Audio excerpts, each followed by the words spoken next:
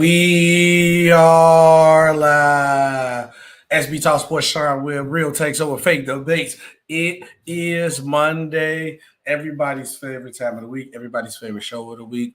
Sean, what is good? How are you doing today, brother? I'm doing good. SB, how you doing, brother? Good to see you as always. Happy belated birthday, of course. Thank you. I appreciate the birthday love. And I'm doing good, man. You know, recovery. You know, I told you before the show made my wings. Had game night at the house. I was surrounded by nothing but love and family. Like, yeah, I ain't trying to go all out. I try to be around people who I don't really know. I don't care if people don't got no love for me. They might could ruin my day. So I stayed around friends, family, and then made my wings, made my sauce too. So, you know, it was a good day. I enjoyed my birthday. I cannot complain. I have no complaints at all. Yeah, absolutely. Also, shout out to the sponsor, Swift Energy. Go to swiftenergy.gg, use code RTOFD to get 20% off your order. But besides my birthday, a lot of other guys were celebrating. That guy in particular put a lot of people on notice, and that his name is Ant-Man. Ant-Man put everybody on notice with the to sweep Kevin Durant, Devin Booker, Bradley Beal, the way that they did. And then you look at the Lakers struggling. Then you look at Steph Curry not being in the playoffs. It's time to call a spade, y'all. It's a new era of basketball. It's a new era. The era is over with. LeBron, we appreciate you for your service, old man, but it's time to sit down. KD, you've been on like 4 different super teams. You can't get out first round. I'm sorry. It's time for you to sit down.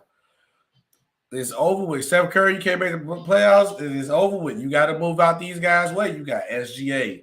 You got Luka. You got Ant-Man. You got Tatum. You got all these young players who are dominating. A lot of people got to understand this. I know you LeBron, KD fans don't want to let go of the past. It's cool. But basketball has always been a young man's sport. It's always gone for everywhere. I don't care who you are. I don't care who you are. Said put that broom up. I mean, y'all got one thanks to AD, but you know, y'all got one. Yeah, you know, I know I don't want to interrupt. I'm sorry, I'm interrupting. I just want to respond to Thang's comment. Listen, you could put the broom up, but you're still getting vacuumed.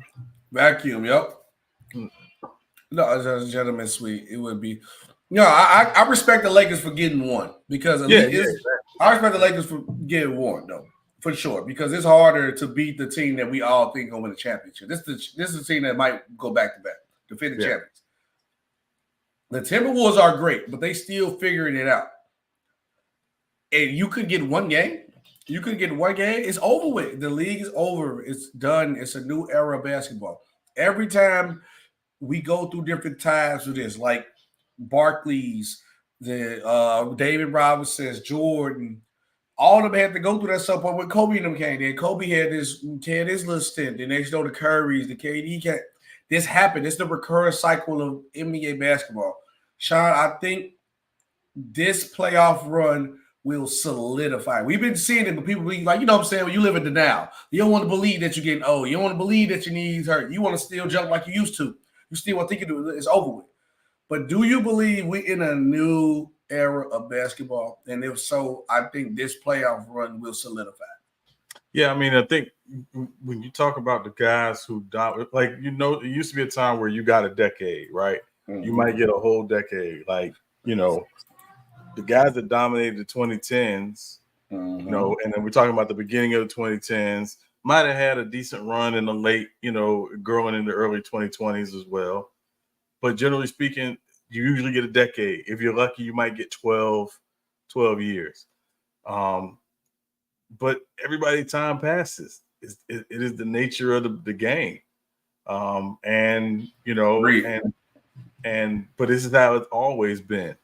Just like when Russell retired in 1969, the NBA ushered in a new era. You had Lou Alcindor, who became Kareem Abdul-Jabbar, coming in. Mm-hmm. Probably had the emergence of the Knicks in the early 70s, and obviously the ABA and Julius Erving. And so this is how it's always happened historically, right? Nope. And, you know, it is, you know, becoming a younger league. And and even Jordan, in the 90s told Bird and Magic, hey, listen, the 80s are over. There's a new sheriff in town. So, but that is how it's always been historically, and not surprising to see this. What I don't want to see is I don't want to see guys hang on longer than their ability to still play at a very high level. But also there are certain guys, and LeBron is in this conversation. There are guys, we don't just judge you purely based on numbers. We judge you on your ability to compete and win championships, because that's what you demand. That's what you expect from yourself and for your audience. So you're on mute, SB. Like I'm glad you said that, Sean, because even Baby said, no disrespect, Bron looking kind of trash. Curry need that smoke too, and KD do as well. And I 100% agree with that, man. Because but Sean noted too, the problem is why people still holding on so much. They looking at the stat sheet, and that's how sometimes everybody not watching every game or watching the game. You looking at the stat sheet, but you're not watching the game. That LeBron 26, 8 and 8. Oh man, he put up numbers. It's not as same as it's not as impactful as it was back in the day. That KD 30 ain't hitting like that KD 30 no more. That Steph Curry shooting them half percentage them three, it ain't hitting the same no more. It don't. It always going to evolve. Look, everything is always going to revolve around impact. Impact, and this is an era where it was different from back in the day. Like the stat sheet back in the day, your stat sheet and your impact used to show, because everybody didn't really put up crazy numbers like that at a point in time. It was different. It was different league. This league, Aaron, you can still put up solid to great numbers, because we know LeBron 26 and 8 ain't the same as LeBron doing that wearing the Miami Heat jersey. It's not. It's nowhere near close to the same. It's just ushering in a new era. It is over with. I'm sorry. It's over with. Look, you got Bill, and this is another thing we'll talk about the Suns too in their offseason. You got Bill Booker and Kevin Durant. And you telling me you can't get a game against Rudy Gobert and Karl Anthony Towns? Three of the best scorers in this era, you could probably say, can't get a game. That tells you that. But then when you look at Ant-Man per se, shot out of the cannon, looked like Michael Jordan. Everybody believes he's Michael Jordan's son. That's the rumor going around. But is it possible, because with all these international stars taking over the NBA, can Ant-Man be that American face? We always thought it was Tatum. And shout out to you too, CA3, for the birthday love too, bro. I meant to say that. But shout out, is Ant-Man the face of the NBA, or can he possibly be the face of the NBA? Oh, he absolutely can be the face of the NBA. And you're seeing it now, because you're seeing the Sprite commercial with Grant Hill. You're seeing the Adidas commercials, obviously. And, and I thought going back when I said, okay, yeah, this guy's got something, when he was in the movie Hustle, I'm like, okay, whatever that it factor is, he got it. He got it. Yep. And now it's just going to come down to, can he translate his own individual it factor into team success? And obviously we've seen that with them getting out the first round for the first time since 2004 as a franchise, but him leading the way. And let's also be very clear, they built a really good team in Minnesota. Yes. Right? And I've been as hard on Chris Finch and shout out to Chris Finch. Hope he's got a patellar tear. I hope he ends up okay. Obviously he's not playing, but you don't want to be missing your head coach. Coach out with an injury is crazy. The coach being out injury is crazy. But that was always going to be the key, was he going to be able to translate his own individual to that team? And he has. And you know what? And let me give credit to Cat, because it would have been easy for Cat to say, you know what, this is my team. I've been here the longest. I've been through the most. This is my team. And he's not doing that. He understands, like, hey, look, I got this young guy next to me. I'm okay with him being the face of this team, and I'm just gonna play my role and play my part because I want to win. So for as much smoke as Cat has gotten over his career, we got to give him some love for that as well. No, I agree with that because sometimes you got to know Cat was never really the toughest guy anyway. But for him to do that for the betterment of the team was great because we kind of seen a glimpse of what this team could do when they had Jimmy a little bit, but they had Wiggs. It's a different team. And Shai, you can test to this. And, I'm not even just saying this. I was saying it before the Wolves actually made noise. I told everybody, I said, I think the team that's probably the most dangerous team in the dark horse, who I think the only team that could beat Denver is the TWolves because they actually got the big man and the big body to do it. And even Denver said last year, the hardest series they played against was the Timberwolves. So your Timberwolves, bro, they had a series where KD and Booker was averaging like 30 apiece. And Devin Booker probably had one of his best series ever. They said that series was the cakewalk. Then you go, they play the Lakers. They said that series was the cakewalk. They said the toughest series was the Minnesota Timberwolves because they actually have the big bodies to defend at the rim. You have to got the big bodies to match up on Joker. You got 3 different guys you can throw at your Joker. Rudy Gobert, Nas Reed, and Cat. That's what you need to beat Denver. And that's why everybody get tricked. Also, let's usher this in a new era too. Y'all better start getting big man on y'all roster. That small ball is over with. As long as Jokic and them winning championships, you can't play small ball like that. You can usher it in here and there, but to like your main lineups and groups that you depend on is no. But to answer the question, though, Sean, I 100% think Ant-Man could be the face of the NBA. Like you said, he got the charisma, he got the athleticism. He can put butts in seats, and he's getting to show that he can win. Now, where we gonna put Ant-Man at right now? Right now, Ant-Man is 100% a top 10 player. I don't know for sure if he's top 5. I can say this for sure, too, that Kevin Durant, we already ushered LeBron out at the back end. Kevin Durant, I'm sorry, not a top 5 player. I can't. It's over with. Yeah. And remember, SB, earlier this year, it was in January time frame. Mm-hmm. I had a thought that he was on such a run during that time without Cat, and they were still winning, and he was putting up great numbers that I thought, and they were still in competition for the 1 seed. That I thought he might be the MVP favorite right now. Yeah. And I heard today from Michael Wilbon, shout out Michael Wilbon from PTI. He said he actually had Anthony Edwards number 2 on his MVP ballot, and he's a vote. He said the only person he didn't put him ahead of was Joker. No. And you said Ant-Man was MVP earlier this year too, right? Yeah. So I just firmly believe he is getting the national recognition, and if he has some playoff success this year, and again they may not beat Denver the next round, they may go out. But I will say this: I have to believe going in the next season.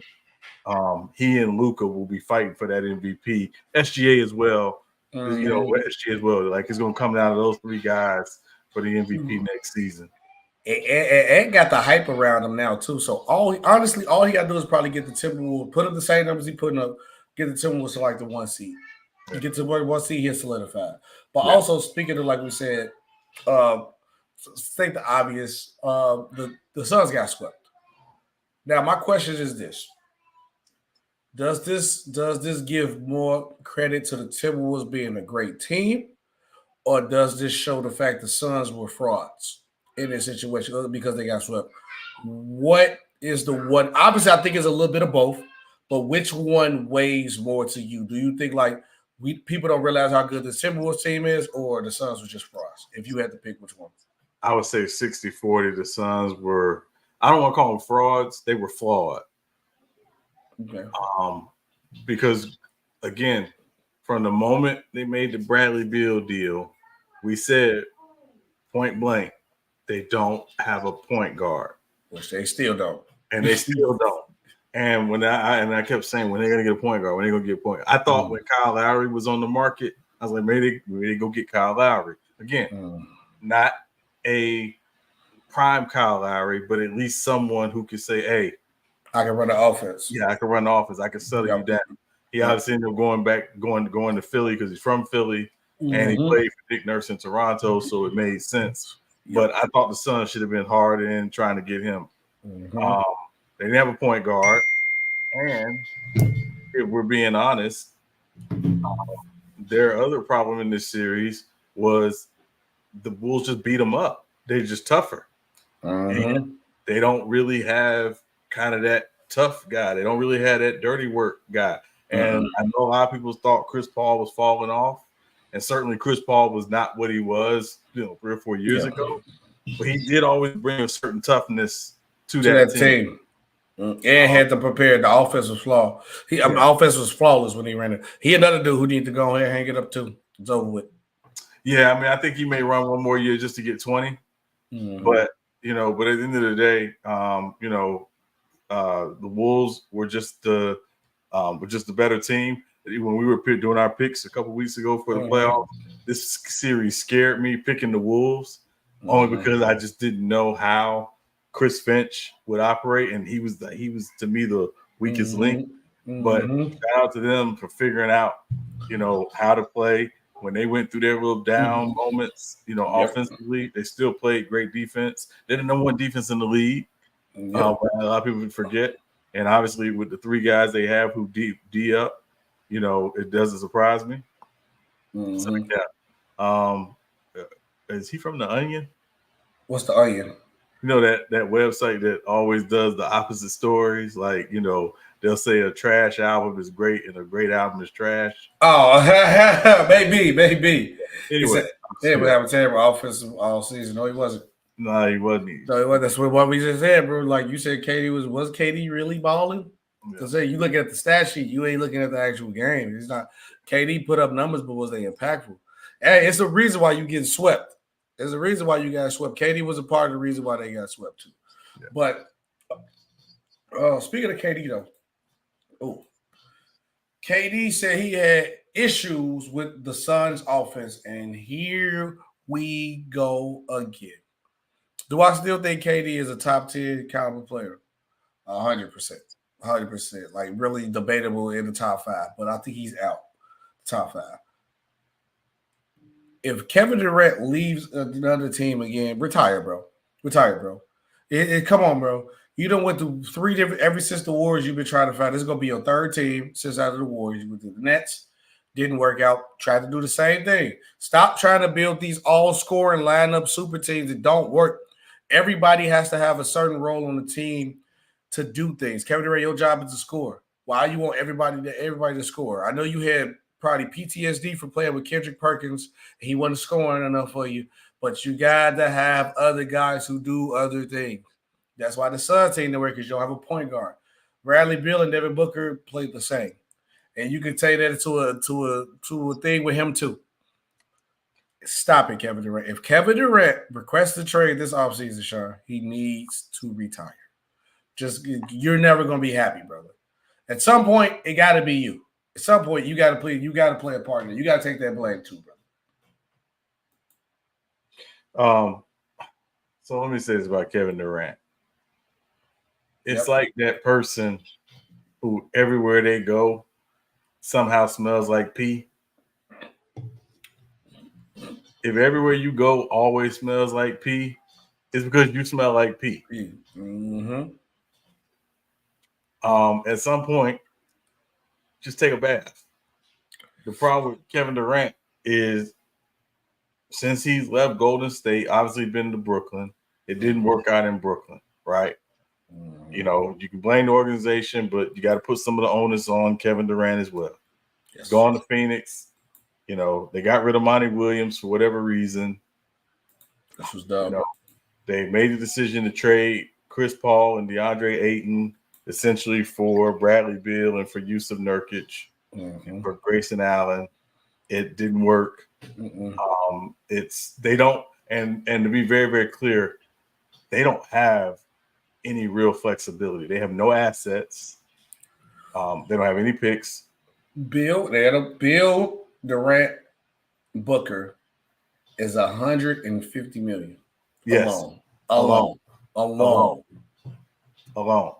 And you add in now the extension that Grayson Allen signed. That's another $18 million a year on top of that. So, I mean, it's not a very good situation in Phoenix. They're very top heavy. The new CBA is going to really put them in a very, very bad place. And short of trading one of their big three and really recouping some assets and some young, players on decent deals, I just don't see them really being much different than they are now. And they're losing their offensive coordinator, their assistant head coach, who's going to BYU to be the head coach. So it's going to be a very, very long offseason for Phoenix. And again, they're going to have to just realize, hey, listen, we did this. Probably wasn't the best move. Now we got to figure out how to try to salvage this thing as much as possible. I think the one person we got to believe that isn't movable is Booker. They're not trading him. Yeah, Stephen A. tried to go. I see the clip on TikTok that he went on show talking about he wanted to be in New York. He got to stop doing that, man. I'm gonna start thinking he in somebody's back pocket in New York because he always want to. He always want to send somebody in New York. But no, I think if KD leaves this situation, go ahead and retire, bro, because you're not gonna be happy nowhere else. You're not gonna be happy. Just go ahead and go to OKC and do your thing. He said, "Go Bird is really a king maker." First, no, he's not. Ant was already hooping. Yeah. I'm glad. Shout out to Lamont in the chat. He said, "Big three is no longer work. It's a flawed formula." I'm glad you said that. I'm glad you say that, Lamont. And I see your comment. I can answer this question after this topic. It's a flawed formula. It's a flawed formula if it's three guys on max contracts because you can't really fill out the rest of the roster. Yeah. Now, we don't necessarily in general, we don't believe super teams exist. Right. But the big three does. Big threes. And the Suns tried to do this. As I said, it's crazy. Lamont, good timing on the comment because this is our next topic. Is the big three super team era over? I'm 100% say yes. The system is flawed. This is another reason why I like to tell you basketball is a young man's sport. Because you know what else comes with younger players, especially up-and-coming players? Better contract deals to maneuver around these contracts. Obviously, once they go through their rookie, they get that max after that. But also, you still get your money's worth of a contract instead of overpaying an old guy who might be injured majority of the time, take up a big gulp of your salary cap. So now you can't do nothing else with your roster. And then so it's like the guys don't impact the same. It's like you overpaying for a Cadillac with a lot of miles on it. It's still a caddy. It's nice, but you got over 100,000 miles on it.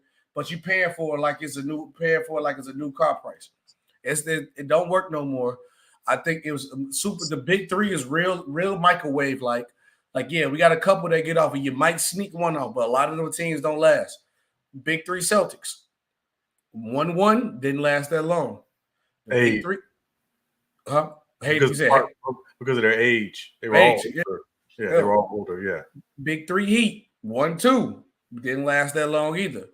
Yeah, we got what? The War. I won't count the Warriors as a big three. That was a whole different thing. But you want to count the Warriors? They didn't last that long because other issues. You got the Kyrie Irving Nets didn't work out. You got the Kevin Love, Kyrie Irving, LeBron didn't work out. They got one, but didn't work out that long. Then you got the Suns now. It don't work out that long. It's like once you put them together, if you don't win like within the first 2 years, you're done. If you get swept, you're over with. You over with. Would you put Lamont's comment up, the last comment up? Yeah. Of course, the team will take an accidental big three via draft, but unless you're a big three or diverse talents like Minnesota, it won't work 100%. Yeah. And again, the other part with the whole big three thing is if you're going to see it, it's probably going to be because one of those guys is on a rookie or a very team-friendly contract. So think about how Steph got KD because Steph was on that contract. He signed the light contract, right? Because his ankle injuries. Yeah, because of the ankle injuries. So, and also the other part is, can you keep it together long term? Which is why the Spurs are considered the anomaly because they were able to keep their big three together basically for 15 years. So it's not easy to do that without guys basically saying, "Hey, I'm okay. I want to stay here. I'm willing to take a little less off the top, whatever, to make it happen." And I just don't see guys doing that. And then you factor in now, SB and everybody, the new CBA, which is going to make it incredibly difficult to build big threes in free agency and via trade. Now, if you do it, you're going to have to do it in the draft. Yeah, and I like Grove Money Car. He said your big three got to fit. These dudes be putting three of the same dudes together, the same thing. They gonna work 100%. Because only if how you gonna put you Bradley Beal and Booker pretty much are the same player. You can say whoever better or not, but that's the same player. Right. That's not gonna work unless Bradley Beal just say, "Hey, I'm gonna completely come off the bench." It wasn't gonna work. Shout out Big Homage in the chat. Shout out Flight Sports. What up, Flight? Super teams has been a failure for most part of since 1969. I don't know about that. I don't know about that far about. I don't know about that. Okay. But also with this super team big three era being over with too, and shout out to Jokic, the big man era finna come back too. You gotta have a big man. You gotta have those guys that do the dirty work. I know everybody been complaining about how everything's been super offense based heavy. No, you gotta have a defender now. You gotta have the dirty work guys. You gotta have the Jaden McDaniels. You gotta have the Rudy Goberts on your team. You gotta have. I don't want to hear no more about. Oh, you gotta be able to shoot threes and do. No, you need those guys. Y'all let the Warriors trick y'all. The Warriors trick y'all to play their style of basketball to keep the championships going, and that's what they did.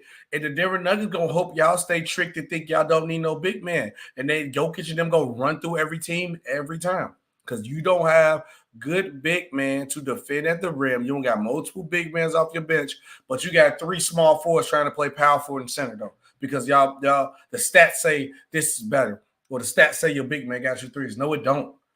It's multiple ways you can skin a cat. You don't have to do it the same exact way somebody else do it.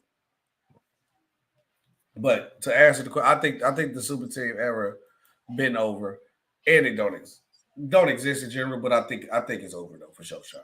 Yeah, I think it's over. I don't want to see no more. I want to see a team. Everybody, I think the more you can get you two guys and build a great roster around them. That's why I said it's over with. This era is over with, man. This era is over. You guys need to let it go. Stop overpaying for these old stars. Get you a young team, build it up right, and go ahead. Chicago Bulls, you take that thing into play themselves.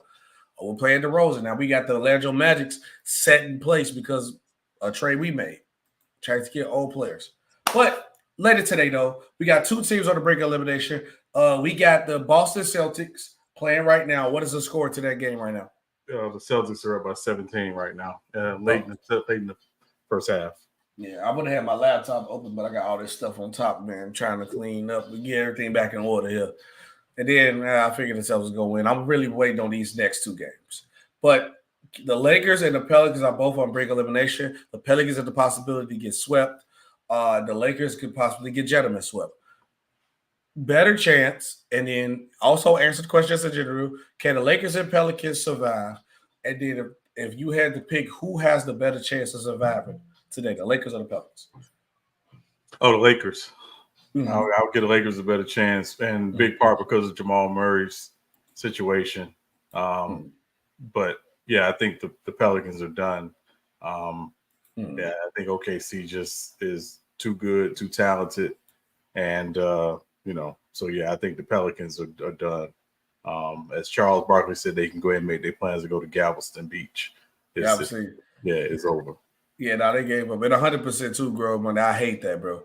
Teams like that's why Team USA lost too. Steve Kerr still trying to play small ball. You get dominated on the boards. You said Wilt, Baylor, West was the first big three. They lost back-to-back finals in 7 years. I mean, yeah. But again, but also again, I think the 70s is probably not the best decade to talk about super teams because there was parity in that decade. Mm-hmm. And then you factor in the merger of the ABA, NBA.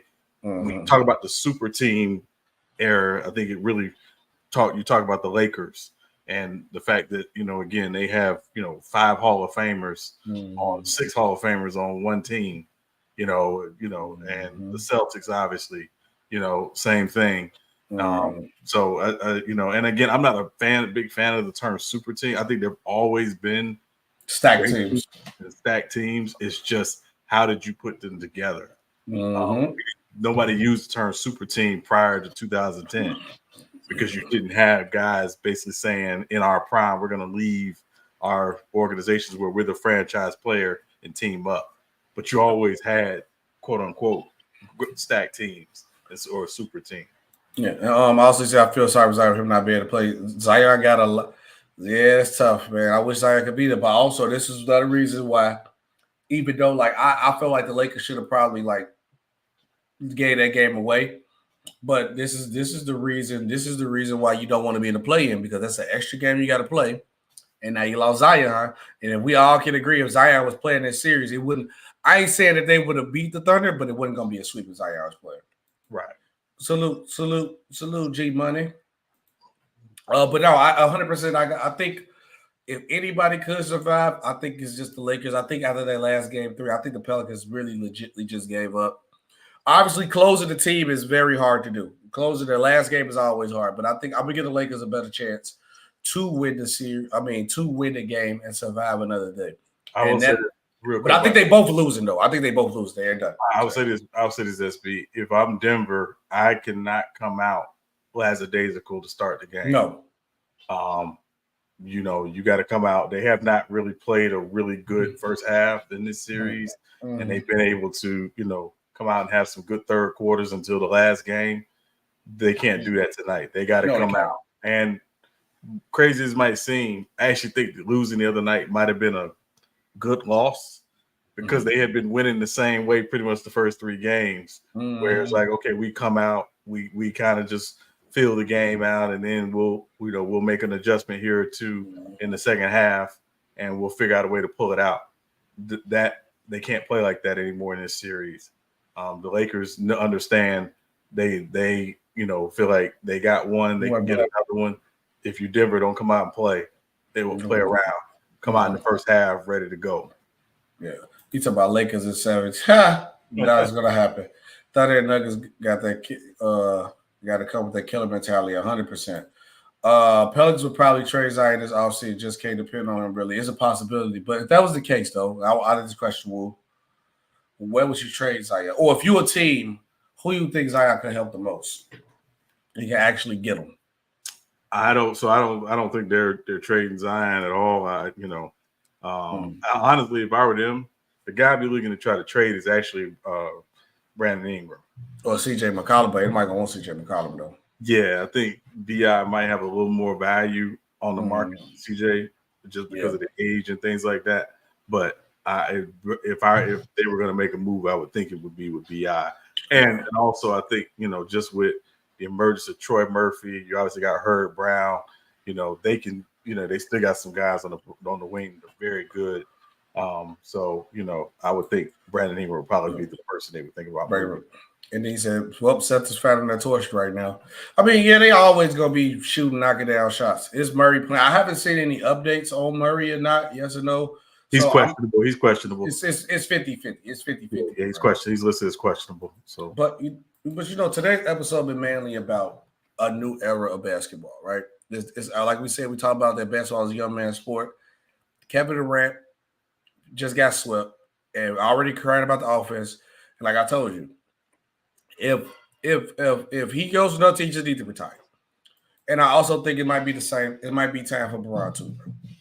I think Kevin Durant and LeBron, in certain situations for both of them, when I say they need to retire.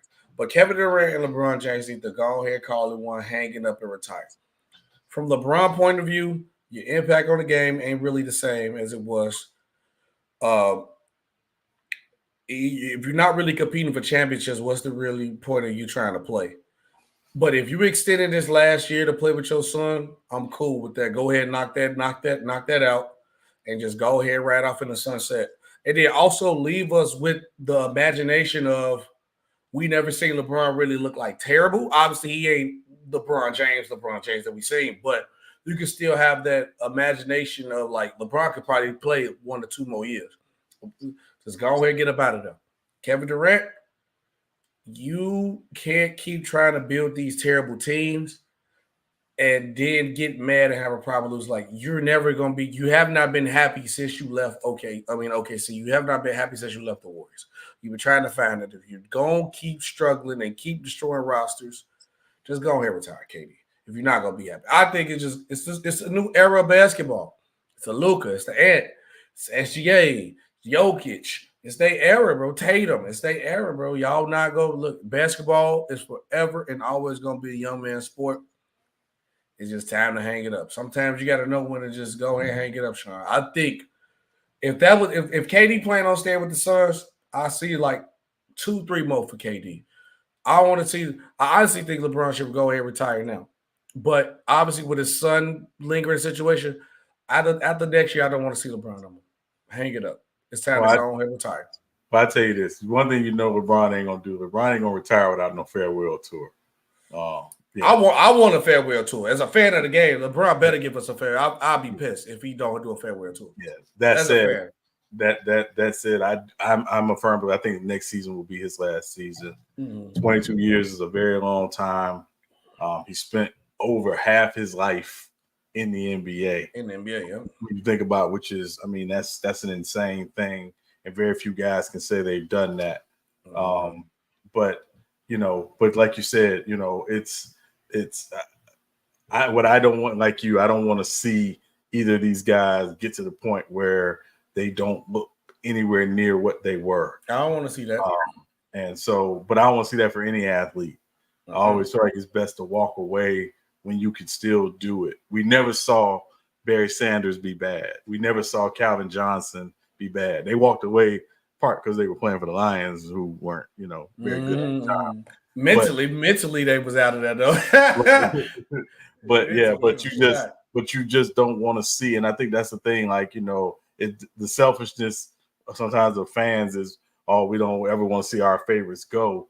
But for me, the always bigger thing is I don't want to see you not be good or where you look like a shell of yourself and the greatness that you established for yourself. So I honestly hope that next year is LeBron's last year. KD is a little different because KD's, he turns 36 this summer. And obviously he can still score. But I think the big thing for KD and what KD's playing for at this point is to try to prove he didn't need to go to Golden State to win. And his team building ideas is terrible. Yeah, no, he's not a good GM. No, he's not a good GM. So the worst thing that's gonna happen is LeBron and KD gonna link up together. That gonna be the next worst thing. That could be crazy. But let's know what you guys think about those situations. But like we said, I believe today this playoff run will stamp the new era of which we go into. And it's going to be a possibility where we talking about who the top 5 best players in the league or the top 10 players in the league. It's a possibility next year that we could be like LeBron, Kevin Durant, and Steph Curry, which I think Steph Curry still is. I think Steph Curry is the only one between them two that you can say, but top 5 player for sure. Let's say top 5, because I think top 10 is stretching. We could go into this next season and say LeBron, Kevin Durant, and Steph Curry is not a top 5 player in the league. And it's not like a bad take or something crazy to say, but it's definitely a high chance and a possibility. Because I think they only really surviving on like name value. Salute, true. On to the gridiron real quick. Travis Kelce signs a new deal to be the top paid tight end in the NFL. Shock? No. Well deserved? Yes. That's my response to that. How about you, Sean? Same. I mean, at the end of the day, he's still, very important to that team. I think this also signals it is dear for him as well, because it's only a 2-year extension. He's not getting any younger. His brother just signed a deal to be a commentator for ESPN, and so I know he's thinking about the next phase of his life. I'm sure, but also, you get to put aside any concerns about whether or not he's going to be there long term, and they can just focus on going after something a lot of teams don't do, which is get 3 in a row. So which is crazy if they pull it off. Yeah, which is crazy. Yeah. On to the next one. We'll talk about these Broncos. Broncos GM, and I want to make sure I get the quote right exactly, so I have to pull it up. said that Bo Nix is the most game ready out of all the younger quarterbacks. He said 24 years old is not that old in football. Broncos general manager Gary Payton recently told on Mike Hill's 9 News Denver, you evaluate it, but you really evaluating the player. You're evaluating the person. Evaluate how they fit in with the organization, especially for a quarterback. To me, that age, they're going to be more, especially with the guy like Bo Nix, 61 starts. We feel like he'll be more game ready than if we were going to draft a 21-year old. And that was the Broncos GM. He said that via Mike Keels of 9 News in Denver. You can go ahead, Sean.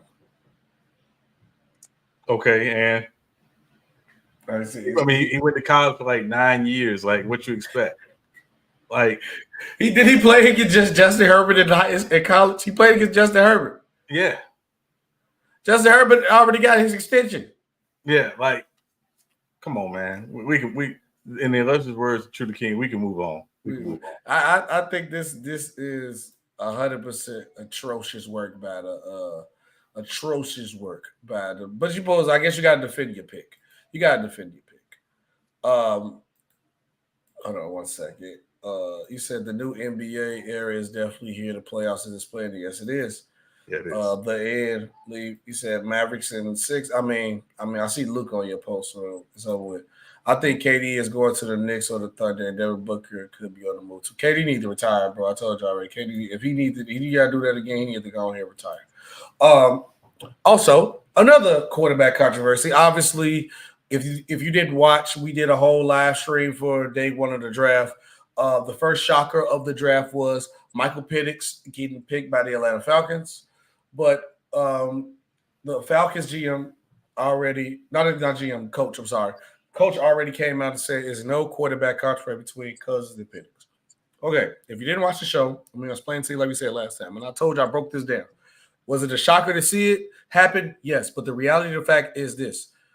Kirk Cousins, realistically speaking, is really on a 2-year contract. 1. So in 2 years, you can sit Michael Penix, let him learn. I know he's a little bit older.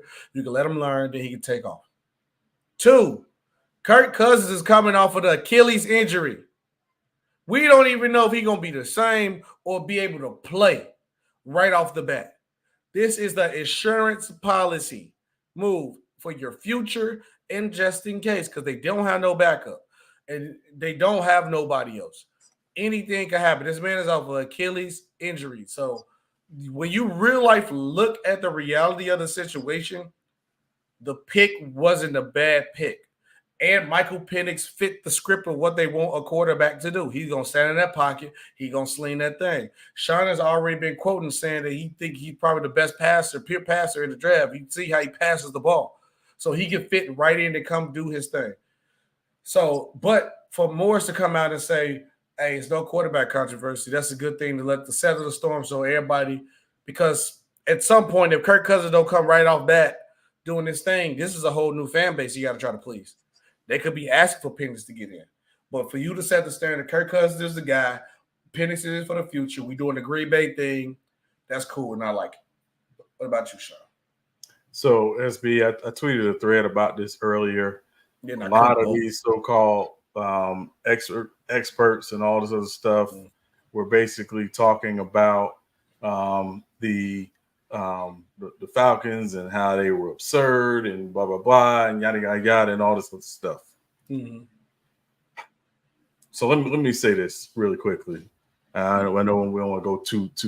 No, go do your thing. This is why representation in media matters. Mm-hmm. There was not one person who understood the cultural significance of what the Falcons did. Mm-hmm. And what they could potentially do. Mm-hmm. Not one person. Also, why are we caping for someone who could not get a team further than Case Keenum. Mm. Have you ever seen Kirk Cousins in prime time? Because he's terrible. You ever seen Kirk Cousins in the playoffs? He John Cena when the lights on. You can't see him. They literally just lost a playoff game last year to Daniel freaking Jones and the Giants. So please miss me with the Kirk Cousins caping. And a caping about the contract because it's really only 2 years guaranteed. It's really only 2 years guaranteed. And if we're being honest, we just saw the Denver Broncos move off of a quarterback and take an $87 million cap hit. You know the best time to take a cap hit like that? When you got your quarterback on the team. So either the Falcons say after this season, hey, we're going to go ahead and give it to the young fella. They got him. He's on a rookie deal. No rookie deal. They ready to roll. They don't have to go out in the market and get somebody else because they already got him on the roster. But let me go back for a second and talk about the cultural significance. So the Falcons are the only team in the NFL that both have a black head coach and black GM. They just drafted an African-American quarterback. In Atlanta. Now, what happens if that black head coach, black GM, and black quarterback lead that franchise somewhere they've never been? This is going to change the game. It's going to change the game. It's going to change the game. In the blackest city in the United States. That is true. That is true.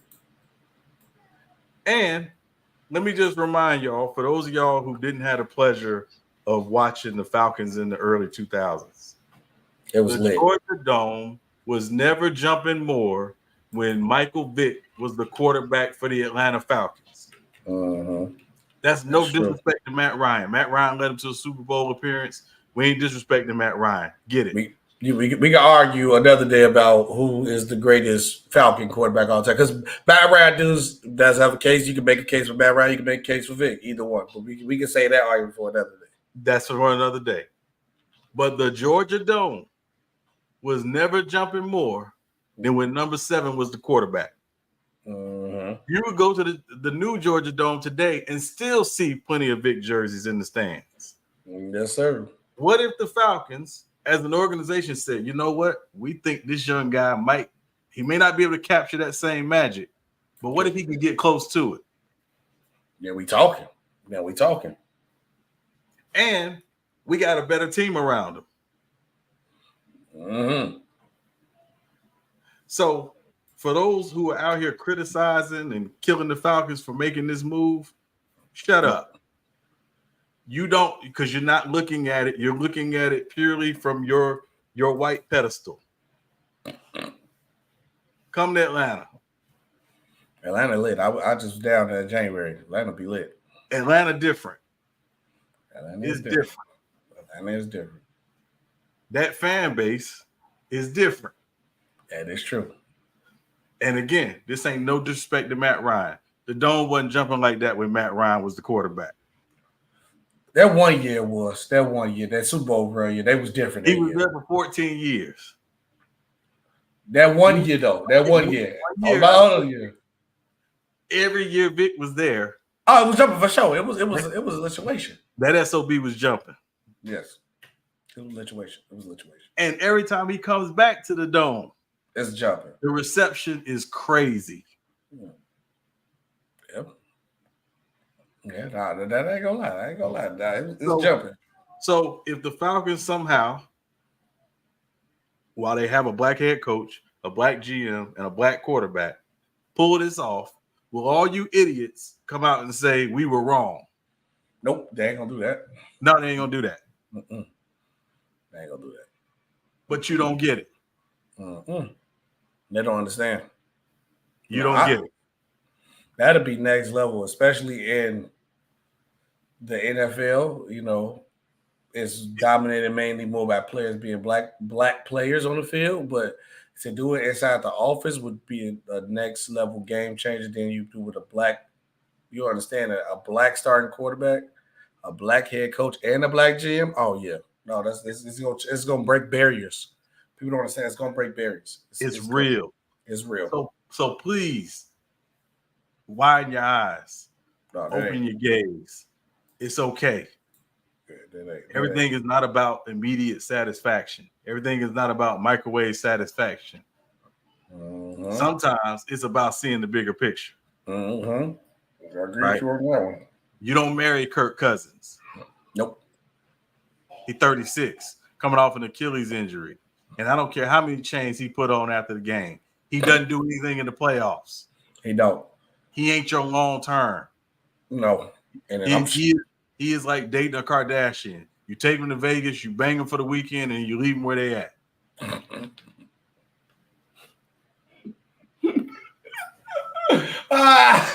Hey, you crazy, Shai. All right, I'm good.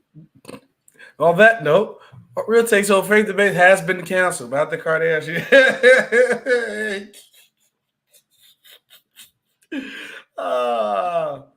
But last wholesome story. I was trying to look and find my TikTok. I can't find it, but I was making my cakes with Candace Parker being the GOAT of women's basketball.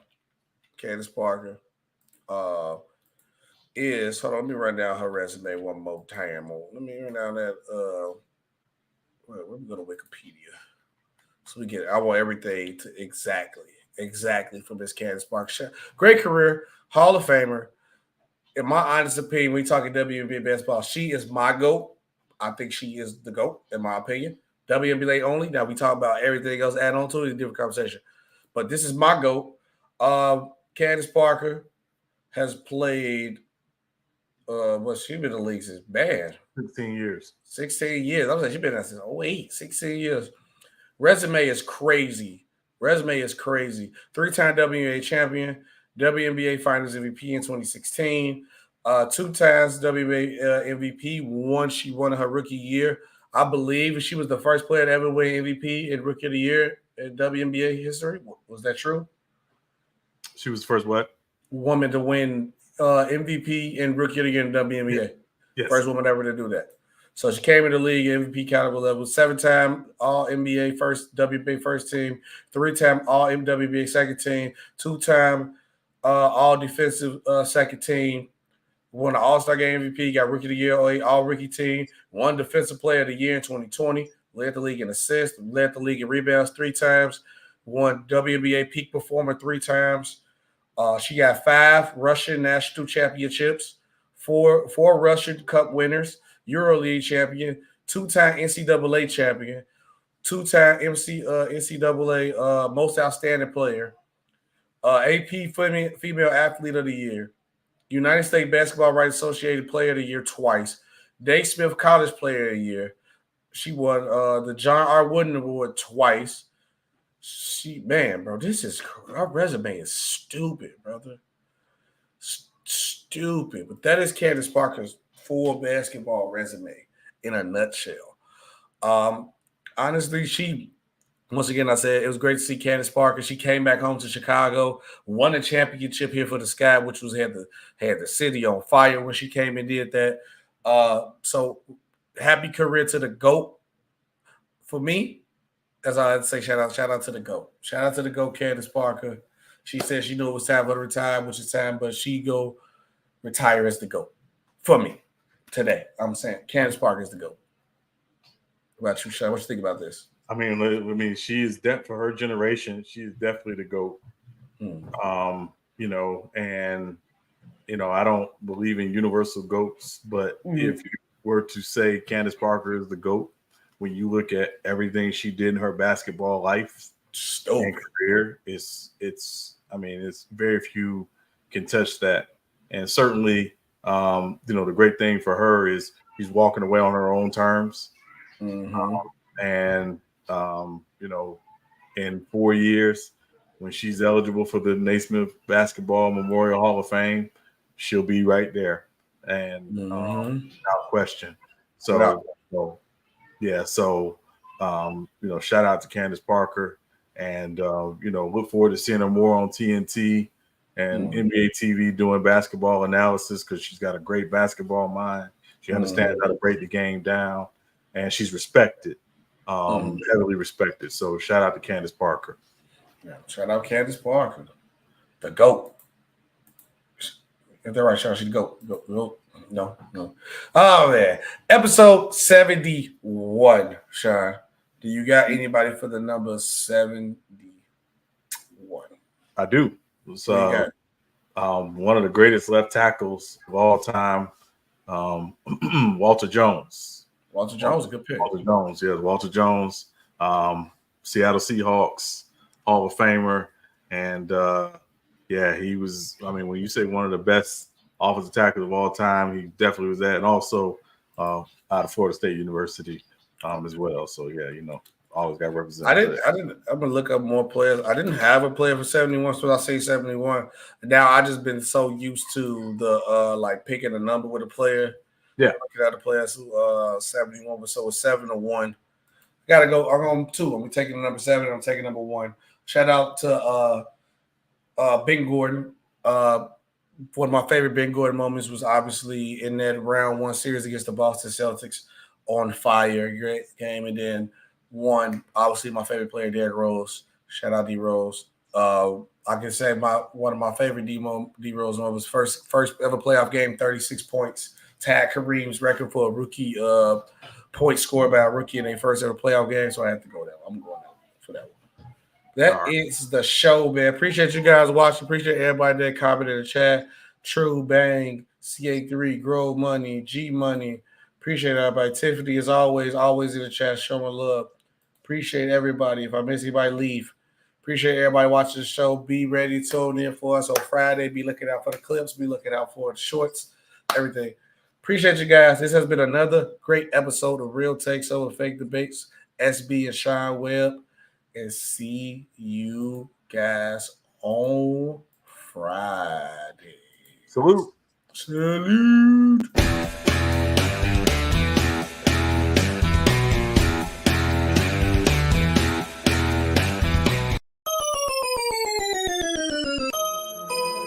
Worker man.